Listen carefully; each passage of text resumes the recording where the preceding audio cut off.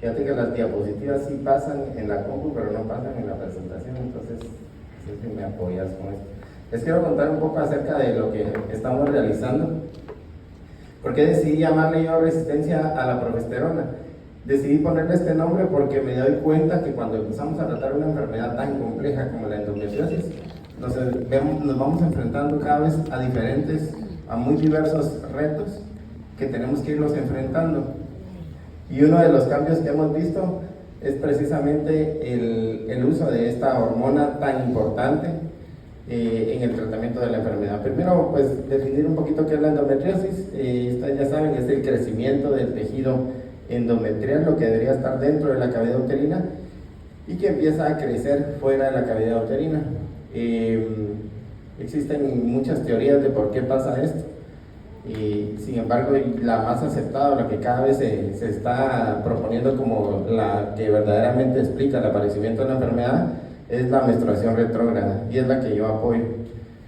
Primero hay que recordar, estos son los órganos internos reproductores, y una de las razones de por qué el útero saca el endometrio y cae en las diferentes estructuras anatómicas de la pelvis es precisamente porque cuando la mujer está en su periodo menstrual existe menstruación retrógrada que regresa por las trompas de falopio y cae dentro de la cavidad uterina, cae sobre el peritoneo, sobre los mismos ovarios, cae sobre el revestimiento de la serosa del útero y empieza a hacer que estas células endometriales al recibir estímulo empiecen a crecer, y por lo tanto cuando la persona llegue al periodo menstrual va a tener mucho dolor.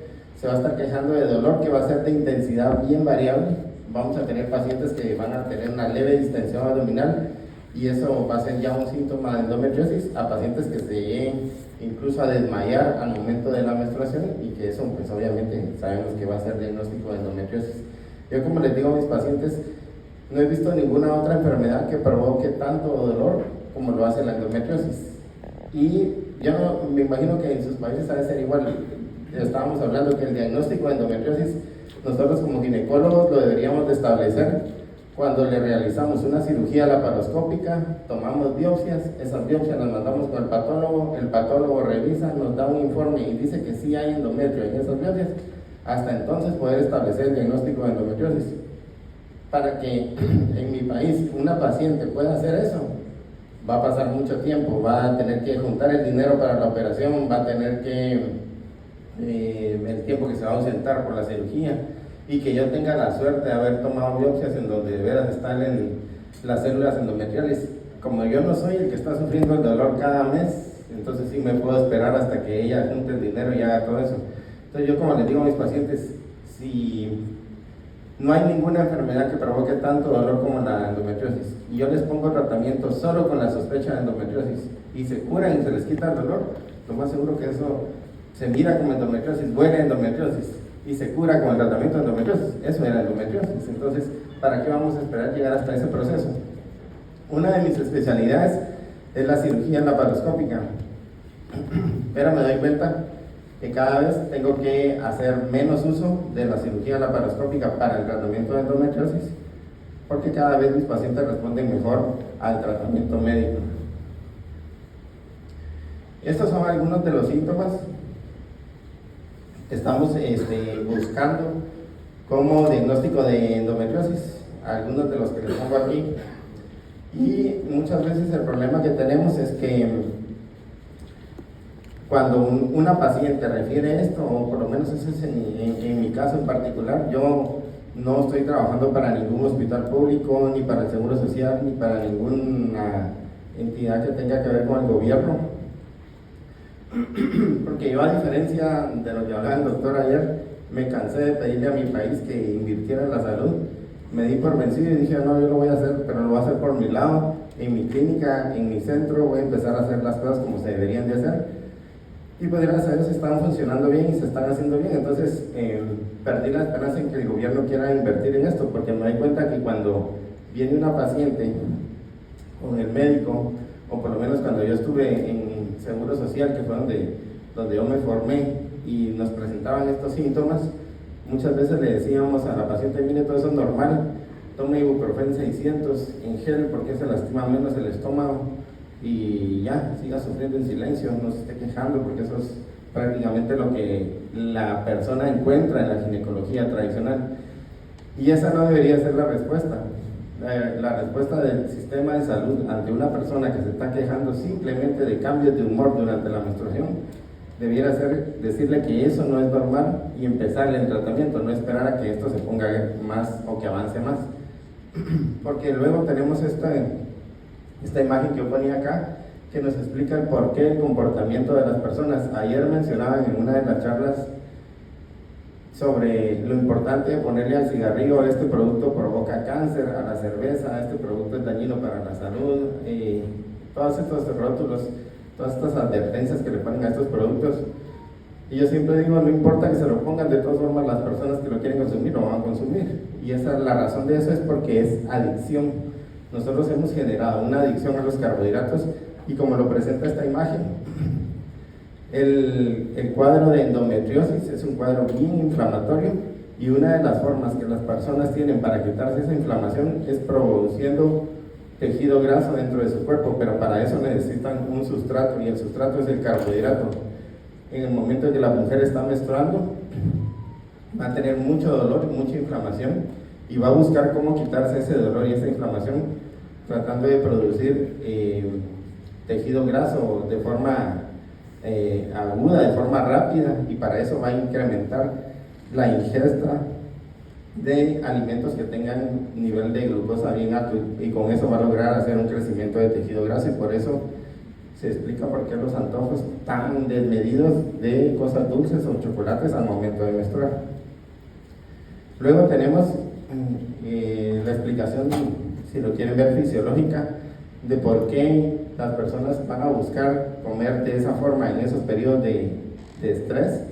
Y es obviamente que mientras más altos los niveles de insulina en el cuerpo, pues esta insulina va a tener efecto a nivel pancreático, y no solo a nivel del páncreas, sino también a nivel cerebral. La insulina a nivel del cerebro es la que les hace buscar esos alimentos de forma descontrolada, y se van a dar cuenta ustedes por qué las personas no pueden dejar de comer carbohidratos, por qué no pueden dejar de ingerir alimentos, por qué todos decimos cuando estamos estresados que queremos comer algo rico. Si pasa algo bueno en nuestras vidas, queremos comer algo rico; si pasa algo malo, queremos comer algo rico; si es viernes, queremos comer algo rico; si es lunes, si está nublado, si hay mucho calor, si lo que sea, nosotros siempre vamos a buscar cómo compensar todo ese estrés que tenemos a través de la comida. Y el problema es que la comida cada vez se está volviendo más mala y de peor calidad, y eso, combinado con las mutaciones que nosotros estamos viendo a nivel del cuerpo, está haciendo que lo que antes no lo considerábamos un carbohidrato, hoy por hoy se está convirtiendo en un carbohidrato dentro de nuestro cuerpo. Y eso ya no solo está afectando al eje del páncreas y de la insulina, sino que ya se está extrapolando a diferentes órganos, y entonces ya está afectando tiroides, ya está afectando a nivel de hipófisis, ya está afectando a nivel de cortisol, en la producción del cortisol en las glándulas suprarrenales. Y todo este sistema hormonal complejo debe ser tomado en cuenta a la hora de que nosotros queremos controlar un ciclo ovárico.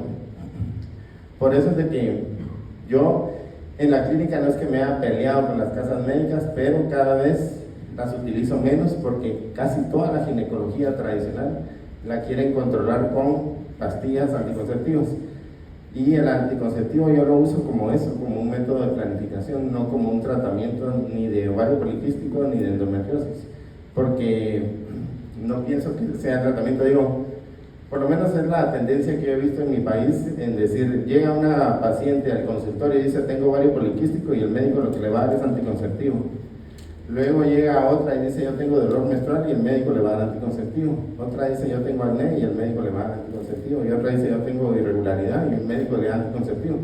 Y dije, en una relación así alguien se equivocó, porque no puede ser que yo tuve que estudiar 10 años para venir a recetar anticonceptivos.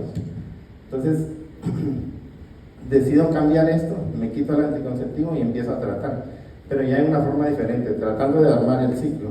En su fase folicular, 14 días, y en la fase lútea, 14 días.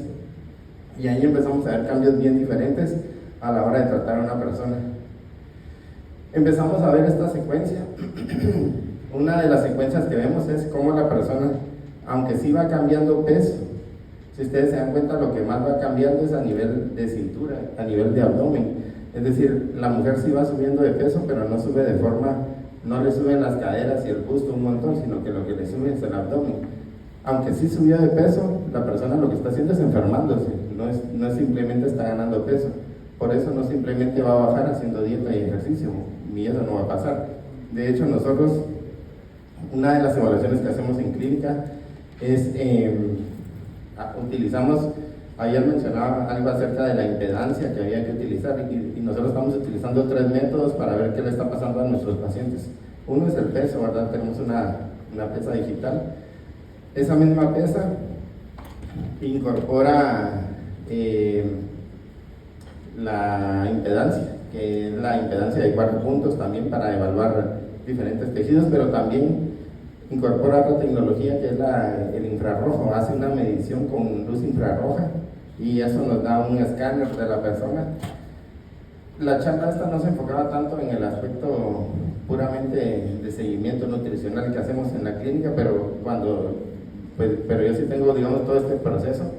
Hacemos un escáner 3D de la persona para que la persona se pueda ver en tercera persona a ella misma y ver su avatar, cómo quedó creado, y de ese avatar ver cuánta grasa tiene, cuánto músculo tiene, cuánto tejido óseo tiene y cuánta grasa tiene donde debería tener grasa y cuánta grasa tiene donde no debería tener grasa. Y con esos aspectos ya se nos hace más fácil poder ver la evolución. Y es bien interesante lo que mencionaban ayer acerca del catabolismo y dependiente de las proteínas, porque nosotros hemos observado unos casos, hay pacientes que mueven hasta 10 libras en el periodo menstrual, ¿verdad? La paciente tiene 10 libras más o 10 libras menos de tejido muscular al momento de menstruar y la pesamos a la semana siguiente sin menstruar y ya recuperó esas 10 libras de músculo. Es decir, hay personas que la menstruación es tan inflamatoria que de veras las lleva a un punto a deshacer músculo por completo y crear grasa un montón, y lo hace en días, no se necesitan meses para que eso pase. Y todo esto lo vamos nosotros cotejando con lo que es el ovario, ¿verdad? O sea, nosotros hemos visto una tendencia de que las personas o las pacientes empiezan desarrollando un cuadro de endometriosis, y típicamente es la paciente de menos edad, la paciente delgada, que no se trató la endometriosis y se fue volviendo una chica con ovario poliquístico que se subió de peso y todo el síndrome característico del ovario poliquístico. Todo lo que nosotros les decimos es el hecho de que si nosotros no le controlamos la endometriosis, el cuerpo se la va a controlar, solo que el cuerpo la única forma que encontró es volverla ovario poliquístico, porque la chica con ovario poliquístico ya no menstrua, y al ya no menstruar ya no pasa por el dolor de la menstruación y todo el proceso inflamatorio, y con eso ya la logró curar, pero sabemos muy bien que no es la cura, es cambiar una enfermedad por otra. Estas no son fotos obtenidas del libro, este es el ultrasonido que nosotros hacemos en clínica. Les decía lo de que yo ya me había cansado de pedirle al gobierno que deje de robarse todo el dinero y que lo invierta un poquito en la salud de sus habitantes, y pues no lo hace. Entonces yo siempre decía que era muy importante poder hacerles un ultrasonido de este tipo a las pacientes para poder revisar cavidad uterina. Por ejemplo, este es un ultrasonido que me gustó mucho poner la foto porque casi se miran los ostium cómo entran de las trompas de falopio hacia la cavidad uterina. Y si ustedes ven este útero, es un útero con una cavidad bien pequeña. Es este mismo, ¿verdad? Después del tratamiento. Yo esto ya lo podía curar haciendo histeroscopía. Hacíamos una histeroscopía y hacía cortes aquí, acá y aquí, y expandía la cavidad uterina. Pero mi sorpresa fue que ya lo logré hacer sin tener que llevarla a quirófano a la paciente, la pude hacer con tratamiento nada más, y vemos cómo recuperó. Este es un ultrasonido 5D realizado a las pacientes. En el protocolo que yo he creado en la clínica realizamos ultrasonido 5D porque estas cosas no se pueden ver con ultrasonido 2D. Entonces en mi país hay mucha gente que hace ultrasonido 5D, pero de embarazo, ¿verdad? Para ver las caritas y todo del bebé. Pero tener una sonda vaginal que nos permita poder hacer un ultrasonido 5D, una reconstrucción en tercera dimensión de lo que es el útero, los ovarios, la cavidad uterina y todo, nos permite darnos cuenta de múltiples anomalías que hemos ido detectando a lo largo de la consulta. La charla esta no gira alrededor de anomalías uterinas y sus tratamientos, pero quise traer esto porque, o sea, hasta aquí está implicando el no poder tratar a una paciente. Yo lo que me he dado cuenta es que las pacientes empiezan con un útero normal y las contracciones llegan a ser tan inflamatorias y tan intensas y dolorosas al momento de menstruar que el tejido uterino se vuelve tejido fibroso y empieza a modificar la cavidad uterina de un triángulo invertido, la empieza a volver una Y y por último la convierte en una T, un útero totalmente atrófico que no es nada receptivo para los embarazos. Y esta es una de las causas muchas veces de infertilidades que las pacientes tienen, que con un útero normal, un ultrasonido realizado 2D normal, no miraríamos el útero en T hasta que le hagamos un histerosalpingograma a la paciente. Pero el ultrasonido 5D nos permite poder hacer eso y detectar muchas veces. Me refieren las pacientes y yo veo que sí están ovulando, que sí están haciendo todo, pero tienen un útero en T, que eso no les permite lograr conseguir el embarazo. La paciente lo va a resolver, solo que va a tener que pasar por 3 o 4 pérdidas para poder resolver eso, porque cada vez que se embarace va a ir rompiendo fibras y va a ir implantando los embarazos. Y todos sabemos el duelo que vive una persona de 3 o 4 pérdidas, y para qué la vamos a exponer a pasar esto. Entonces yo le digo, mira, vamos a reponer, vamos a hacer una cavidad sana y se logra conseguir el embarazo. Entonces hablaba de las complicaciones que una persona va a tener siendo ya ovario poliquístico, que sabemos que el ovario poliquístico es la enfermedad que el cuerpo hizo aparecer para controlar la endometriosis, todos los síntomas que les explicaba.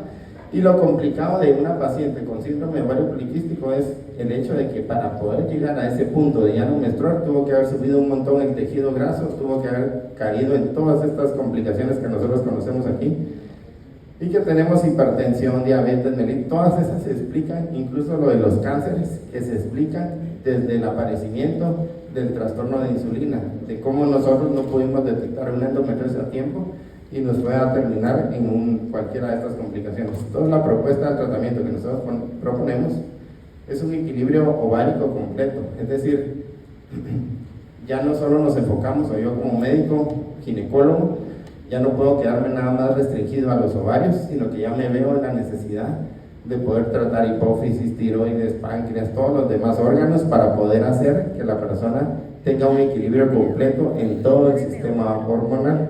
Teniendo ya un sistema hormonal restablecido, nosotros empezamos a ver las mejoras.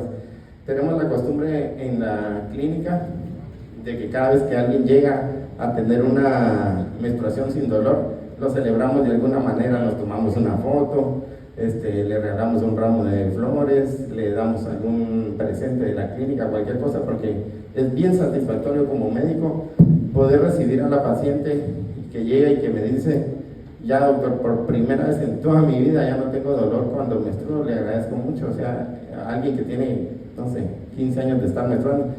Y eso lo que ha logrado es tener es un sinfín de casos, digamos, tenemos casos hasta de embarazos, celebramos mucho cuando la persona está embarazada, porque ya llevaba años buscando el embarazo y no se lograba conseguir. La verdad es que es una serie de casos bien satisfactorios que nos dan. Por eso es que quería compartir con ustedes el hecho de que la reposición hormonal debería ser completa, resultados que estamos obteniendo en la clínica muy interesantes, y esto es algo de lo que estamos trabajando bastante ahora, es los resultados obtenidos a nivel emocional y neurológico. O sea, esto está funcionando tan bien que yo estoy recibiendo pacientes que el motivo de consulta es estados epilépticos, uno diario, y que los tienen controlados con 3 anticonvulsivantes, y que como no tenemos mejoras, que la misma familia se dio cuenta que cuando la chica está en menstruación es cuando se aceleran o cuando aparecen más los estados convulsivos o los estados epilépticos. Entonces que me consultaron, le empezamos el tratamiento y hoy por hoy tenemos una reducción. Tenemos pacientes que tomaban de 3 anticonvulsivantes, hoy están tomando solo 1, como pacientes que ya lo dejaron, no se los quito yo, sino se los quita su neurólogo. Ahora ya tengo yo convenios con casi todos los neurólogos, donde de los pues, que más comúnmente consultan en mi país, donde nos hablamos para que ellos sean los encargados de ir reduciendo la dosis, y me dicen ellos, sí, va muy bien, vamos a reducir la dosis. Lo mismo está pasando con cardiólogos. Tenemos pacientes con triple droga antihipertensiva, que hoy por hoy han logrado quitarse la droga antihipertensiva. No se las quité yo, ellas mismas, porque a la hora de tomársela se dan cuenta que la presión se les bajaba mucho, entonces ya no me la necesito tomar, porque ya mi presión se mantiene controlada, ¿verdad? Entonces, lo que les decía, 75% de disminución en la dosis del medicamento anticonvulsivo. En el estado emocional estamos trabajando bastante porque estamos viendo cómo estamos sacando a chicas de la depresión, ¿verdad? Para mí, al principio resultaba ser muy extraño poder recibir pacientes de 15, 18 años con estados depresivos bien marcados, con tendencias, con cortes en las muñecas, que se habían querido suicidar y ese tipo de cosas, y recibirlas 3 o 4 meses después diciéndome: no, doctor, si la vida es bonita, yo soy una mujer bonita, mire, hay mucho por qué vivir. O sea, que vengan las mamás y me digan: la doctor sí cambió un montón, que vengan la familia y me vengan a decir: le agradecemos mucho, es otra niña la que nos entregó. O sea, esos son los logros, y entonces estamos trabajando mucho a nivel emocional. Y por eso les decía yo, es algo de lo que estamos haciendo, porque para mí como ginecólogo, pues no es mi campo, yo tengo que empezar a aprender a meterme en cómo evaluar los estados emocionales, cómo evaluar todo este tipo de cosas, porque no es algo característico, pero es esta misma enfermedad la que nos está llevando a eso.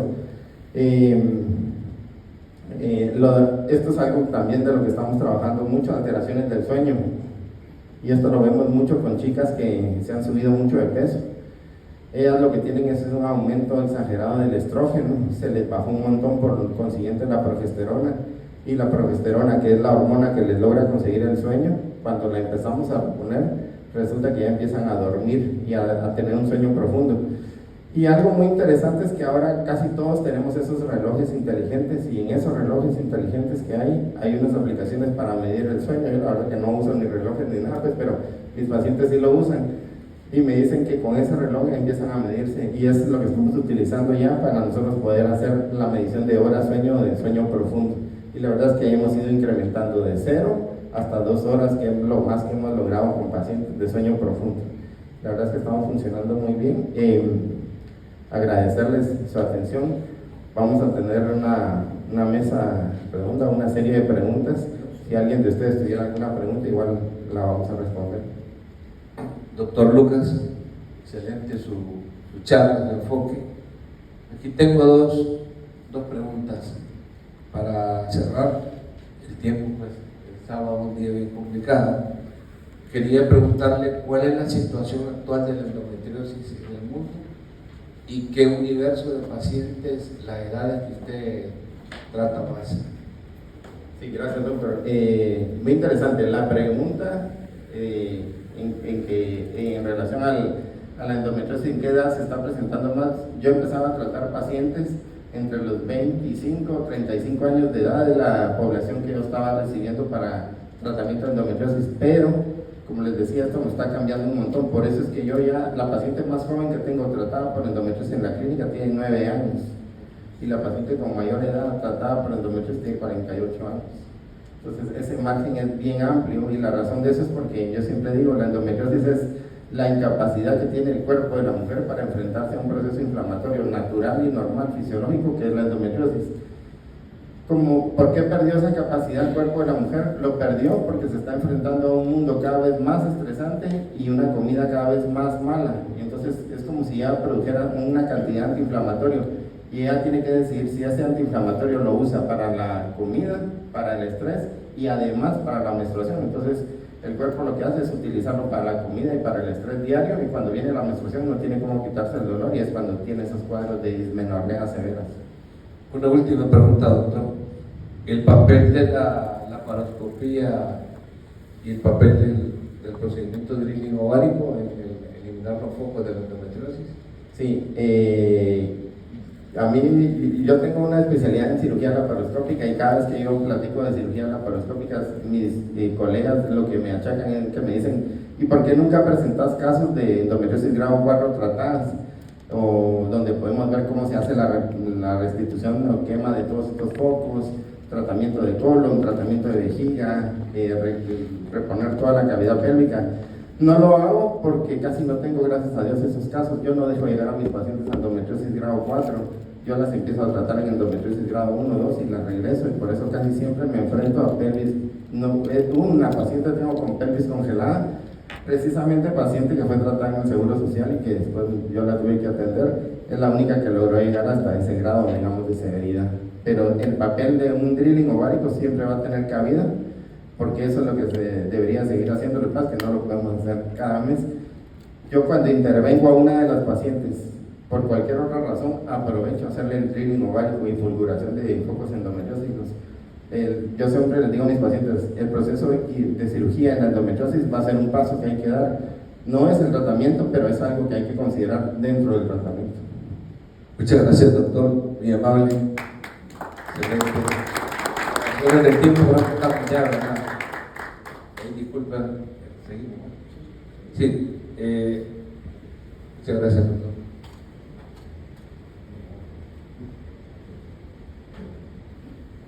A continuación, vamos a presentar al doctor Billy Spence con el tema rejuvenecimiento genital femenino. Él, aparte de ser conferencista el día de hoy, va a ser, él es director internacional de IOSIN para Venezuela. Así que el doctor tiene una especialidad en cirugía plástica reconstructiva y pertenece a IOSIN desde hace más de 10, 15 años. Así que adelante, doctor.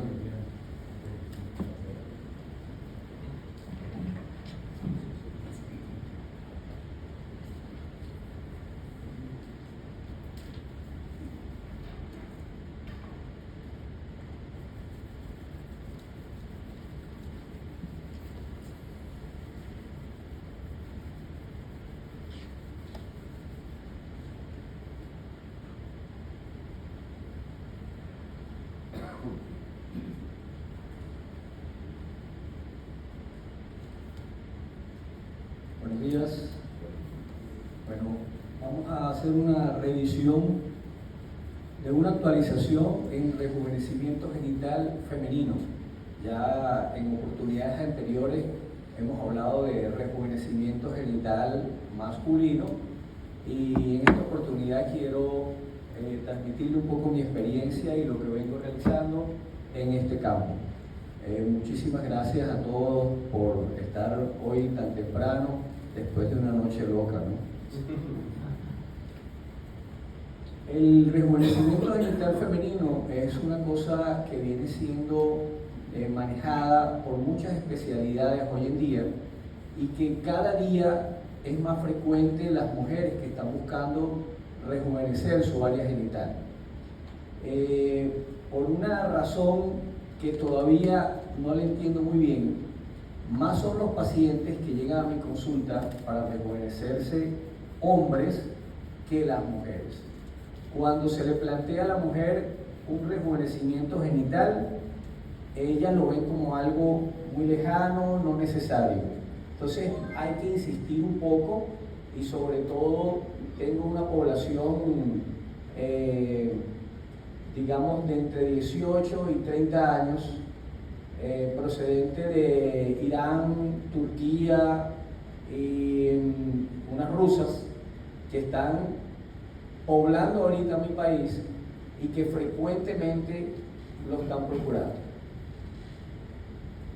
La anatomía externa de la mujer se modifica con los años, dependiendo del parto, dependiendo obviamente del transcurrir del tiempo, pérdida de peso. Sobre todo una de las cosas que yo observo más en la reconstrucción es toda la dismorfonía que se forma a nivel de la vagina, tanto en los labios menores como en los labios mayores. Los labios menores se ponen gruesos, se ponen hipercrómicos, se ponen hiperlaxos.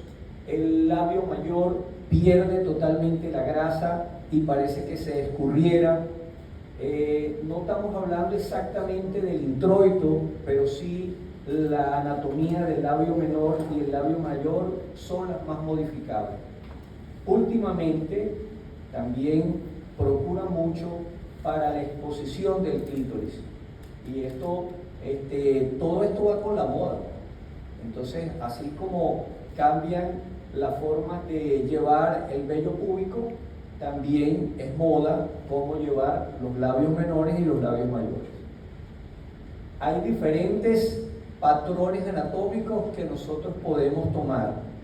Cada cirujano como que tiene una particularidad y cada cirujano lo hace de una manera diferente.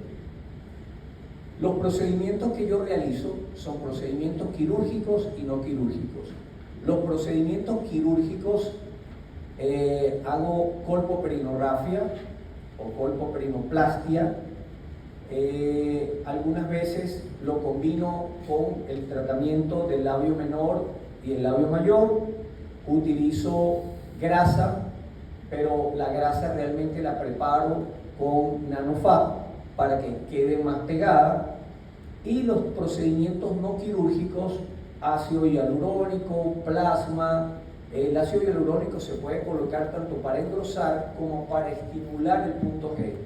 Eso también es una cosa frecuentemente. Tengo un amigo psiquiatra, sexólogo, que él me envía a las pacientes y entonces trabajamos en la estimulación del punto G con ácido hialurónico. El láser que nosotros tenemos es un láser de CO2 fraccionado, lo cual nos va a permitir no solamente el tratamiento ablativo para disminuir la hipertrofia de los labios menores, sino que también trabajamos el color y trabajamos la parte interna de la vagina. Quizás lo más novedoso hoy en día, y cuando teníamos pacientes con prolapso de vejiga grado 1, grado 2, entonces siempre existía ahí la incógnita, bueno, ¿qué vamos a hacer con estos pacientes? Bueno, realmente el tratamiento que estoy haciendo de láser para este tipo de pacientes con prolapso, tanto rectal como vesical, está siendo efectivo. Es un nombre que ya está popularizándose, tensado vaginal. Sin embargo, yo simplemente le digo reconstrucción vaginal. Los mecanismos de acción del láser son variables. Dentro de las cosas es obviamente la producción de colágeno y la retracción. Recordemos que la vagina va modificando todo lo que es la parte de la mucosa y el láser pareciera que con varias sesiones nosotros podemos modificar perfectamente esa mucosa. Este es el láser. Vamos a pasar un videito rapidito. El láser tiene una puntera que en 360 grados, al introducirse en la vagina, va produciendo la retracción de la vagina. Esto se va retrayendo poco a poco. Cuando yo decido trabajar lo que es la parte de un prolapso, entonces le cambio la puntera y trabajo la parte dorsal o invierto el láser y trabajo la parte ventral o la parte dorsal. Fíjense ustedes cómo en el dibujo se va retrayendo totalmente la mucosa. Estos son procedimientos que demoran muy poco tiempo, se hacen por varias sesiones y sobre todo que son procedimientos que se hacen sin anestesia. La vagina tiene esa particularidad de ser bastante noble y no necesita mayor preparación anestésica. Bueno, algunos casitos antes y después. Fíjense ustedes cómo nosotros restituimos toda esa anatomía, tanto del labio menor como del labio mayor. Algunos casos antes y después. Vamos ahora a completar la duda que tiene el por doctor. favor. Siguiendo con los nuevos lineamientos de la parte científica del IOSIN, doctor, que se inauguró ayer, es un grato placer no solamente tenerlo a usted como director general de IOSIN para Venezuela, sino como un conferencista de altura y una conferencia pues tan científica y tan ilustrativa como la que nos está brindando el día de hoy. En términos así, para la IOSIN es una organización multidisciplinaria médica. ¿Qué se podría denominar en términos sencillos el rejuvenecimiento genital femenino?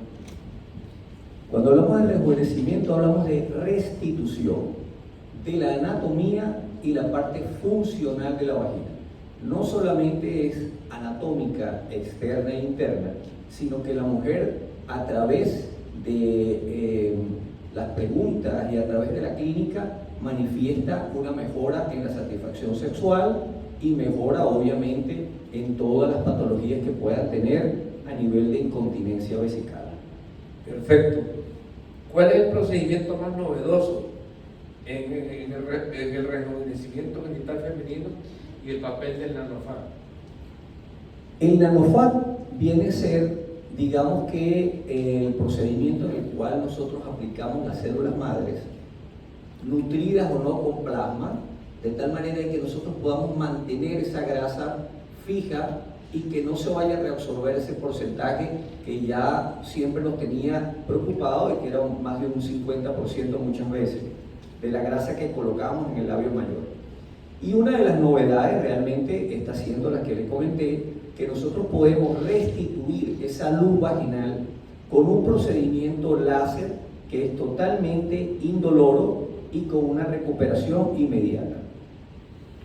Doctor, usted como un pionero en este procedimiento, pues que es ultramoderno, ¿en qué momento se encuentra la visión del envejecimiento genital para algunos de los descubrimientos actuales, principalmente en nuevas técnicas quirúrgicas?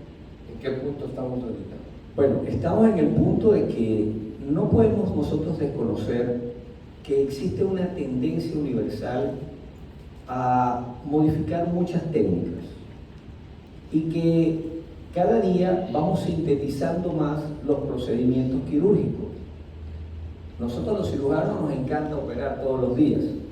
Sin embargo, por razones de globalización, los costos han aumentado, se ha ido complicando un poco el mundo quirúrgico como tal, y los cirujanos tienen que tener herramientas para sintetizar la clínica y sintetizar la cirugía. ¿En qué punto estamos?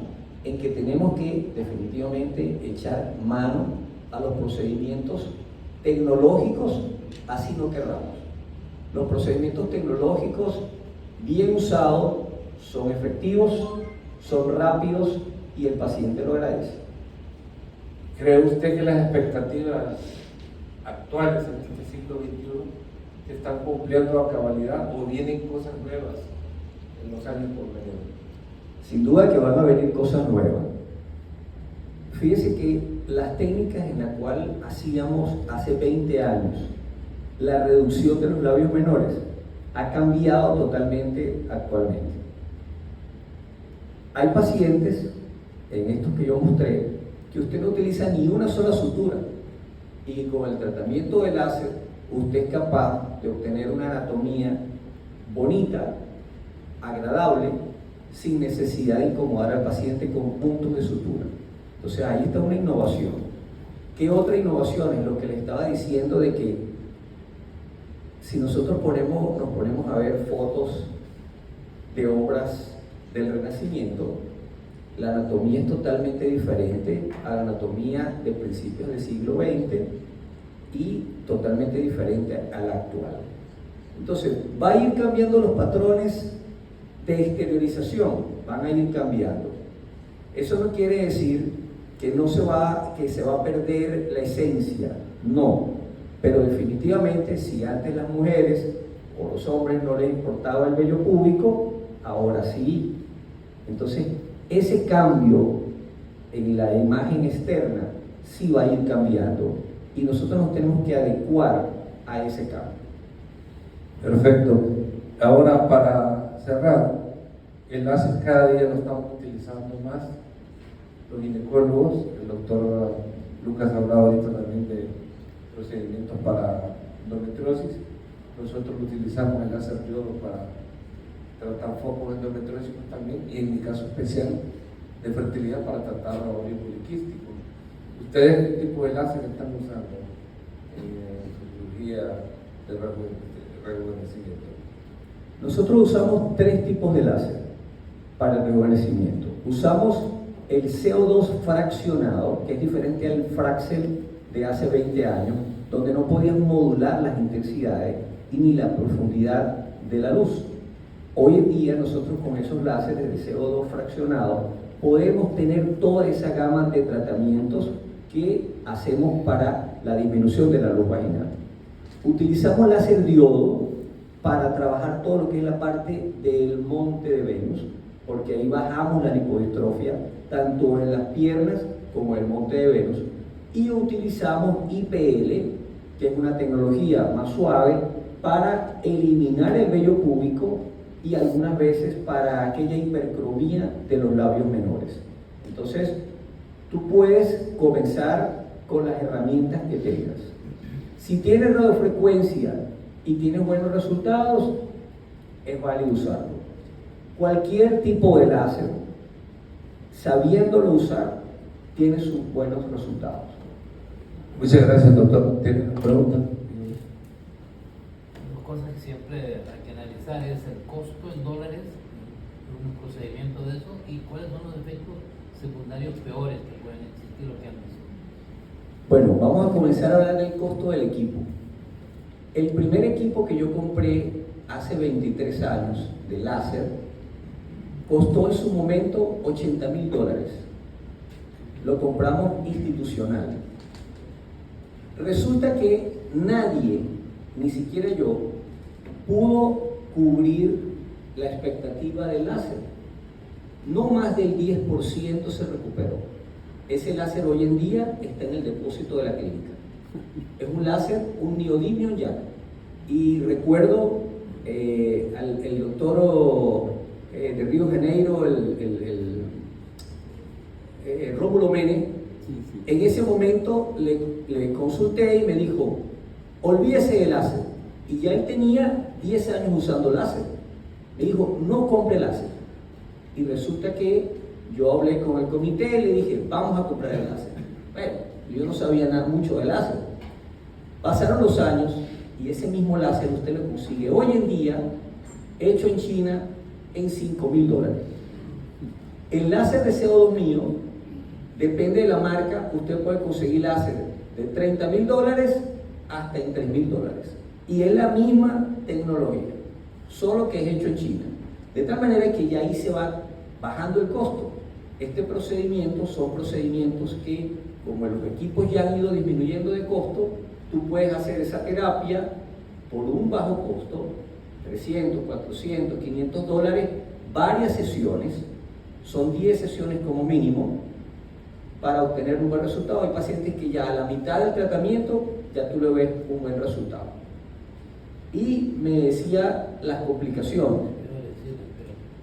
Ok, las complicaciones que esto puede tener en mal uso del láser, como es un equipo que puede quemar, es ablativo, hay que saberlo usar. Ese equipo corta, ese equipo es el mismo que yo uso para cortar los labios menores o hacer resecciones, blefaroplastia. Ese mismo equipo lo uso para todas las cosas. Y cuando tú lo vas a utilizar en la vagina, le cambias las punteras y entonces el spot aumenta y tú simplemente lo que haces es un shading. O lo cambias el spot y entonces el haz de luz puede cortar. Entonces es saberlo manipular.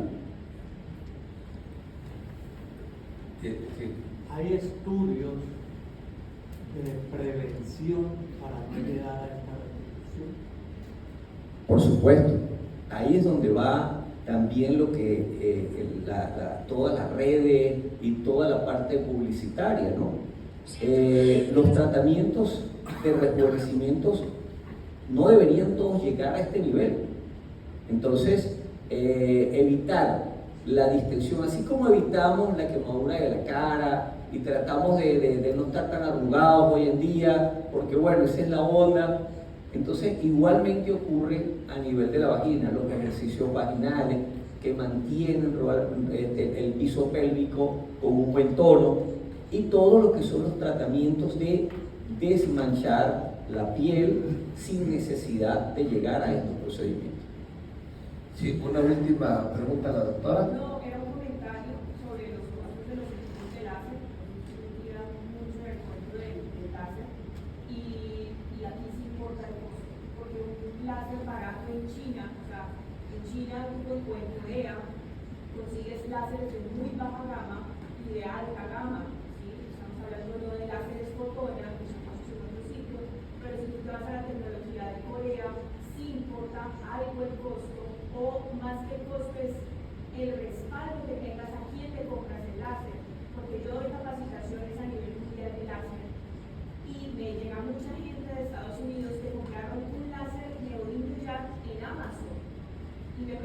es 5 segundos, puedo quitar vasos, telangiectasias, y les digo, no, no puedes. O sea, antes de ir a comprar un láser, yo les recomiendo a los médicos que hagan un curso o que se capaciten en láser, en longitudes de onda, en si son láseres ablativos o no ablativos, para que así puedan comprar un láser y decidan qué tipo de láser y qué costo quieren invertir.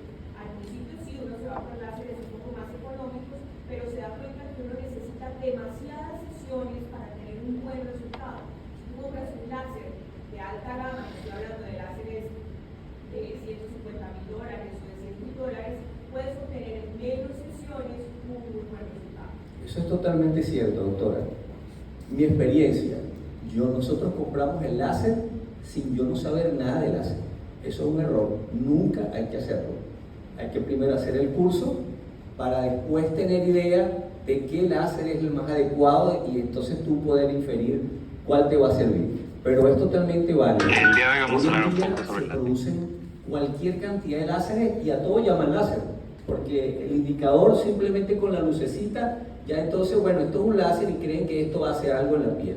Entonces es cierto, el concepto de láser para un médico, así como lo estamos viendo, quizás sencillo, lo estamos presentando sencillo, la doctora y yo sabemos que no es así. Hay que saber, doctor, manipular el láser. Usted también usa láser y cada láser tiene su indicación. No lo van a poder usar todos porque nadie tiene la capacidad de tener todos los láseres, pero el láser que tenga definitivamente tiene que saberlo también usar, porque yo he trabajado con quemados que me refieren con pacientes con grandes quemaduras por láser. Entonces también es un riesgo. Bueno, doctor, muchas gracias. Creo que ha sido una brillante exposición y siempre disfrutándonos con sus grandes experiencias científicas. Muchas gracias.